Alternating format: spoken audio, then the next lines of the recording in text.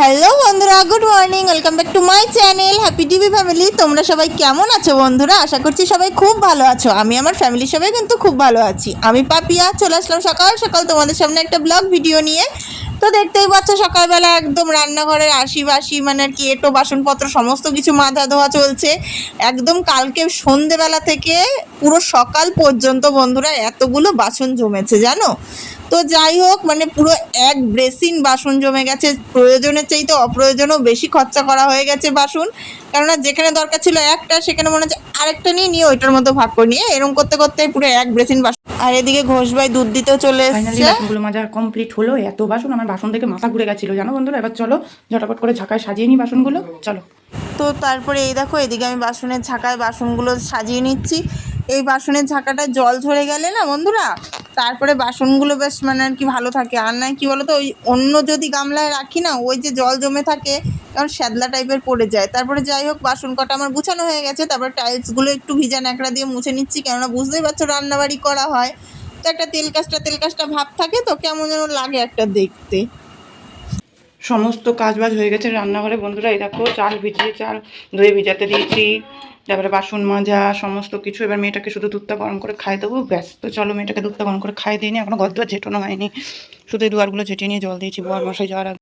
দেখো বন্ধুরা, half half কাজ করে নিয়ে চলে এসেছি। মেয়ের দুধ, বিস্কুট, আমার কফি, তিশামণির বিস্কুট, আমার বিস্কুট নিয়ে। কেমন পাগল পাগল লাগছে না? সকালবেলা উঠে জাস্ট মুখটা ধুয়েছি, এছাড়া মাথাটাতে এখনো কিছু আশ্রয় নি। বালতিতে জামা কাপড় জড়ো হয়ে রয়েছে। এবার এই চা বিস্কুটটা খাবো, খেয়ে নিয়ে ঘরটা মুছবো বন্ধুরা। ঘর মুছবো, ঠাকুরতলা ধোবো, তারপর আর কি করবো, জামা কাপড় কাচবো, এখনো অনেক কাজ আছে। মেয়েটা এখন মোটামুটি ভালো আছে, মানে ভালো আছে তো, ছোট্ট একটু ভালো লাগছে বাবাই। কালকে যা অবস্থা হয়েছিল মেয়েটা, সকালবেলা একটু ঘুরছে ফিরছে, ভালো লাগছে না, মানে কি বলবো।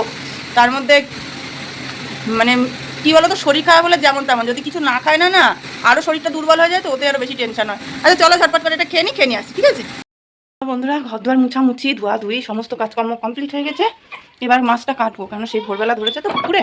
আজকে পুকুরে মাছ ধরেছে, আমাদের সেই সানের পুকুর আছে ওই দিকটায়, ওখান থেকে মাছটা ধরেছে। এবার যদি না কাটি, এখন 10:30 বাজে, অনেকটা বেলা হয়ে গেছে। এদিকে ভাতটা বসিয়ে দিয়ে, এবার যখন মাছটা কাটতে হবে, ভাতটা আগে গ্যাসটা ধরিয়ে বসিয়ে নিই। গ্যাসটা ধরিয়ে ভাতটা বসিয়ে দিয়েছি। আর এবার এদিকে এই যে মাছটা, চলো মাছটা ঝটপট করে কেটে নিই, বুঝেছো। অনেকটা বেলা গেছে, একবার যদি মাছটা গন্ধ ছেড়ে দেয় ছাড়বে না, যদিও বা জ্যান্ত মাছ, সকালে ধরেছে, কতই বা সময় লাগবে। একটু ছাই নিয়ে নিই উনুন থেকে, নিয়ে মাছটা কাটবো। তার অন্য ছাই তুলে নিই। আমি তো আবার মাছ কাটা সেরকম পারদর্শী, ছাই ছাড়া মাছ কাটতেই পারবো না। আমি তো খুব গুণবতী মাছ কাটায়, এটুকুতেই যথেষ্ট। এবার ছাগলগুলোর বিচুলি মেখে দেবো। চলো, এক হাতে ধরে এক হাতে ইয়ে করে হবে না, তো চলো আগে মাছটা কেটে আসি, তারপর আসছি। মেয়েটা এখন রয়েছে ওর মেজমার ঘরে কি বড়মার ঘরে, সেটাই দেখবো। দেখে নিয়ে এই কাশির ওষুধটা খাইয়ে দেবো এবার। তো চলো, সকালবেলা অ্যান্টিবায়োটিকটা খাই দিয়েছি মেয়েকে, এবার খাইয়ে দেবো কাশির ওষুধটা। হালকা হালকা কাশছে, খাইয়ে দিয়ে নিয়ে তারপর একটু পরে গরম গরম ভাত খাইয়ে দেবো, দিয়ে আর একবার ওষুধটা খাইয়ে দেবো অ্যান্টিবায়োটিক। না এই দেখো কী করছে। তো তারপরে আর কি বন্ধুরা, এই যে এদিকে মেয়েকে কাশির ওষুধটা খাইয়ে দিলাম। মেয়ে কাশির ওষুধটা বেশ ভালোই খায়, মিষ্টি মিষ্টি তো। খরা চাপিয়েও দিয়েছি বন্ধুরা, তেলটা গরম হওয়ার পালা। তেলটা কষমাশা করে গরম হলে মাছ দেখো কেটে নুন হলুদ মাখানো কমপ্লিট। এবার শুধু মাছটা ভাজবো, তেলটা পুরো কষমাশা করে গরম হোক, যেহেতু মাছের তেল দিয়ে মেয়ে ভাত খাবে বললো। তো চলো মাছটা ভেজে নিই।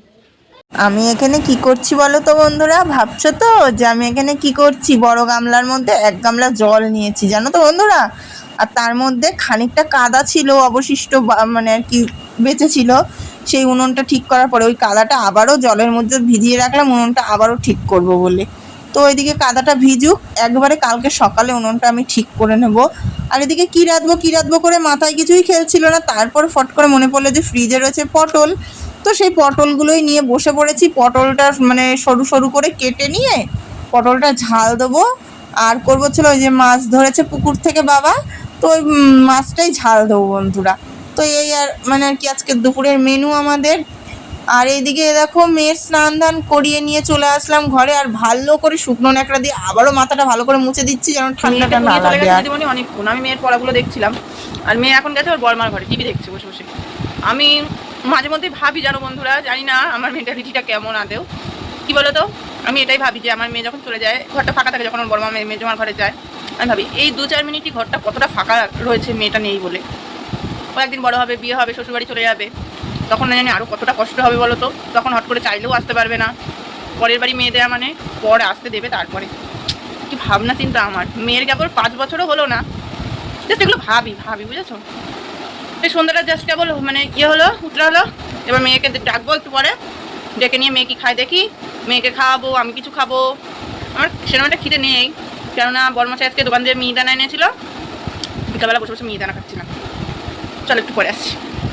মেয়েকে ডেকে নিয়ে এসে বসে পড়েছি সন্ধ্যাবেলা, এখন ঝাল মুচমুচে মুড়ি মেখে মুখরোচক ভাবে। মেয়ে যেহেতু ভাত টাত খেতে পারছে না, তো তার জন্য মেয়ে বলছে মা পেঁয়াজ দিয়ে বেশ করে তেল দিয়ে একটু মুড়ি মেখে দেবে, খাবো। আমি বলছি অবশ্যই দেবো, কেন দেবো না। তো সেটাই মেয়েকে মেখে দিয়েছি, এখন মামে মিলে এটা খাবো সন্ধ্যাবেলা টিফিন, যেহেতু চা খাই না, চা করার কোনো দরকারই নেই। আর একটু সিরিয়াল দেখছি।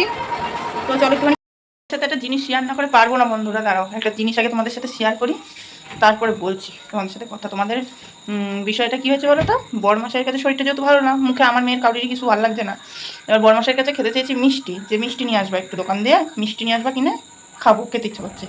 আর আমার বড়মশাই কী করছে জানো, এক হাঁড়ি মিষ্টি নিয়ে চলে আসছে। এগুলোর কোনো মানে হয়? মানে বলছে কি বলো তো, ওর মনের ইচ্ছা আমার বড়মশাইটা আমি বুঝতে পারছি, মানে তুই খায় তুই যেন দ্বিতীয়বার আর না খাইতে চাস। ও এটা বলে না, যে কোনো জিনিসই যদি খেতে চাই, যদি বলি চাউমিন নিয়ে এসে হাফ প্লেট মতন, 1 প্লেট খেতে পারি না আমি, দাঁড়াও চাউমিন আমি 1 প্লেট খেতে পারি না। সেদিনকার বড়মশাইরে বলছিলাম কি, বেশ কয়েকদিন আগে বলছিলাম কি, যে কী গো একটু চাউমিন নিয়ে আসবা বেশ ঝাল দিয়ে, ঝাল যেহেতু আমি খাই না তোমরা সবাই জানো, কিন্তু সেদিনটা খুব খেতে ইচ্ছা করছিল। আমি বলছিলাম কি একটু চাউমিন নিয়ে আসবা বেশ ঝাল করে, খুব খেতে ইচ্ছা করছে। আমার বড়মশাই কী করছে জানো, 1 প্লেট দেড় প্লেট চাউমিন নিয়ে আসছে। এবার তখন বাজে রাত্রি 11:30 পৌনে 12টা। তিশামণিও ঘুমায় পড়ছে, তিশামণির ভাইও ঘুমায় পড়ছে, আমার মনাও ঘুমিয়ে পড়েছে। বাচ্চাদের ঘুম বুঝতেই পারছো, ঘুম থেকে উঠে নিশ্চয়ই ওই সমস্ত খাবে না। এবার এই 1.5 প্লেট চাউমিন আমি কত খাবো বলো। আর আমার বড়মশাই ওই সমস্ত ফাস্টফুড খাবার একদম খায় না, একদম না, ঠিক আছে। তা মানে কি বলবো, ওর কাছে যদি আমি যে কোনো জিনিস খাইতে চাই এইটুকু, ও নিয়ে আসবে এতখানি। ও আজকে বলে না, আমার বিয়ে হয়েছে এই 7-8 বছর বন্ধুরা, আমি 7-8 বছর একই জিনিস দেখছি। একদিন ইটে মাছ খেতে চেয়েছিলাম, যে আমার শাশুড়ি খেত না, তখন আমার শাশুড়ি জীবিত ছিল, আমার শাশুড়ি খেত না, আমার বড়মশাই খায় না, বাবা খায়। এবার ইটে মাছ কিনে নিয়ে আসছে 2 কিলো, 1.5-2 কিলো মতন ইটে মাছ কিনে নিয়ে আসছে। তাহলে তোমরাই বলো, এমনিই বরফের মাছ কতদিন ফ্রিজে রেখে খাওয়া যায়, খুব যে 2 পিসই খাও। আর আমি মাছ জিনিসটা সেরকম ভালোবাসি না, ঠিক আছে। ওই ইটে মাছ একটু মাংসের মতো কষা রান্না করলাম, মশলাটা বেশ পুছে খেলাম ভাত দিয়ে হালকা, ঠিক আছে। কিন্তু মাছ বলে যে 2-3 পিস খাই নেবো, ওটা আমার দ্বারা হয় না। আজকে বলে না, আমার কোনোদিনই আমার দ্বারা ওই জিনিসটা হয় না, ঠিক আছে। ভাগ্য করে বড়মশাই পাইছি আমি, অনেক ভাগ্য করে পাইছি, বিশ্বাস করো। এরকম একটা বড়মশাই যার কাছে এইটুকু চাইলে এতটা দিয়ে দেয়। শুধু এটা বলে না, যে কোনো জিনিসই প্রচুর ভাগ্য করলে এরকম একটা বড়মশাই পাওয়া যায়, বুঝলা বন্ধুরা। মেয়ে এখন ওই ঘরে শুয়ে টিভি দেখছে, আর আমি এই ঘরে একটা আরামসে ঘুম লাগাবো, একদম উঠবো, বড়মশাই আসার আগ দিয়ে উঠবো, তার আগে কোনো কথাই হবে না ওঠার। তো চলো বন্ধুরা, আজকে আমাদের ভিডিওটা আমি এখানেই শেষ করছি। সবাই ভালো থেকো, সুস্থ থেকো, আর সর্বদা হ্যাপি টিভি ফ্যামিলির সাথে যুক্ত থেকো, ঠিক আছে। আজকে আমাদের tata bye bye, good night, সবাই ভালো থেকো, ঠিক আছে। আমার মিষ্টি বন্ধুরা, লাভ ইউ অল।